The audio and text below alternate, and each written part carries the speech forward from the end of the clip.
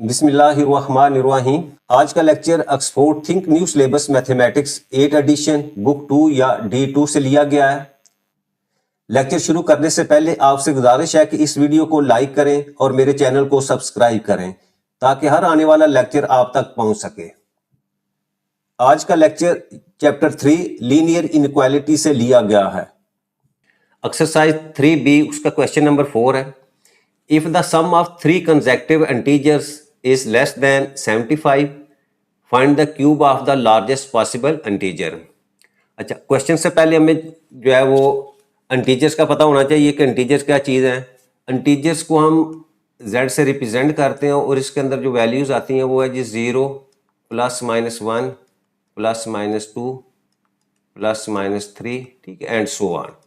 ये हमारे इंटीजर्स होते हैं। अच्छा, अब देखो यहाँ इंटीजर्स में क्या है कि अगर 1 के बाद क्या आ रहा है, 2 आ रहा है, 2 के बाद 3 आ रहा है, तो इसका मतलब क्या हुआ कि हर नेक्स्ट इंटीजर जो है वो प्रीवियस इंटीजर में 1 ऐड करने से जो है वो हमारे पास आता है।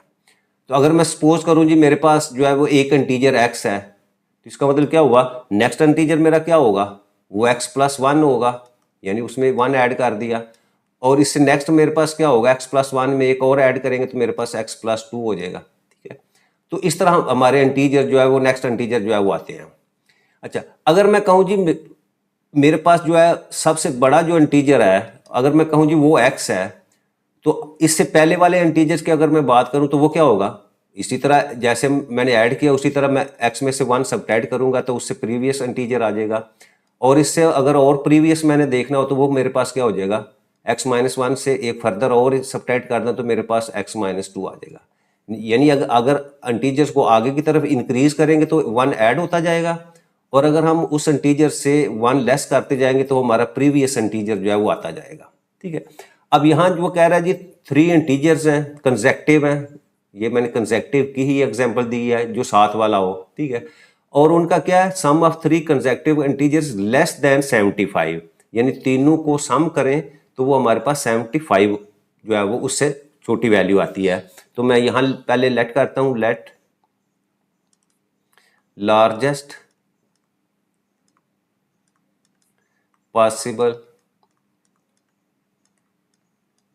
Integer,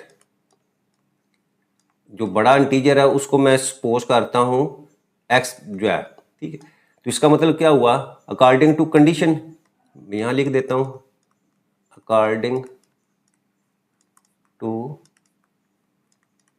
given condition. अब क्वेश्चन के अंदर जो कंडीशन दी हुई है वो क्या है कि अगर मेरे पास सपोज एक x है और दूसरा मेरे पास उससे पहले वाला प्रीवियस इंटीजर क्या होगा, x-1, और उससे प्रीवियस वाला क्या होगा, x-2। इन तीनों कंसेक्टिव इंटीजर्स को इसकी वैल्यू क्या है, इज लेस देन 75, तो that is equal to less than 75। ये कंडीशन के मुताबिक मैंने इनइक्वालिटी बना दी। अब इसको मैंने सॉल्व करना है। अगर मैं ये ब्रैकेट्स को रिमूव करूं तो ये मेरे पास x-2 plus x-1 plus x less than 75। अब यहाँ सॉल्व करता हूँ, x प्लस x 3x हो जाएगा, और ये -2 है, -1 -3 लेस देन 75। ये -3 को इसको पहले यहाँ से ख़त्म करेंगे तो +3 हम दोनों तरफ कर लेते हैं, राइट साइड पे भी मैंने +3 कर दिया, ये कैंसिल हो जाएगी यहाँ से, और यहाँ से 3x लेस देन 75 प्लस 3 78। अच्छा, अब ये कोफिशिएंट अपना x का जो है इसको रिमूव करना है, तो क्या करेंगे, 3 से इस साइड पे भी डिवाइड कर देते हैं, और इसी तरह जो है 78 को भी हम 3 से डिवाइड कर देते हैं। यहाँ से 3 कैंसिल हो जाएगा और x की वैल्यू हमारे पास आ जाएगी जी लेस दैन, इसको डिवाइड करेंगे तो ये मेरे पास 26। अच्छा, अब देखें x हमने इंटीजर लिया हुआ है, और कौन सा लिया हुआ है, लार्जेस्ट पॉसिबल इंटीजर लिया हुआ है। अब इस इनक्वालिटी से हमें पता चला x की वैल्यू जो है लेस देन 26, तो 26 से लेस हमारे पास जो है वो वैल्यू क्या आएगी, वो 25 आएगी। तो मैं यहाँ लिखता हूँ जी therefore largest possible integer that will be equal to 25। ये तो हमारी पहली स्टेटमेंट जो उसने कहा हुआ था वो हमने फाइंड कर दी। नेक्स्ट क्या कह रहा है, कहता है find the cube of the largest possible integer, जो हमारे पास जो लार्जेस्ट वैल्यू आई है उसका हमने क्यूब लेना है। तो यहाँ लिख दे देयरफॉर जो आपके पास 25 है इसका क्यूब लेते हैं हम।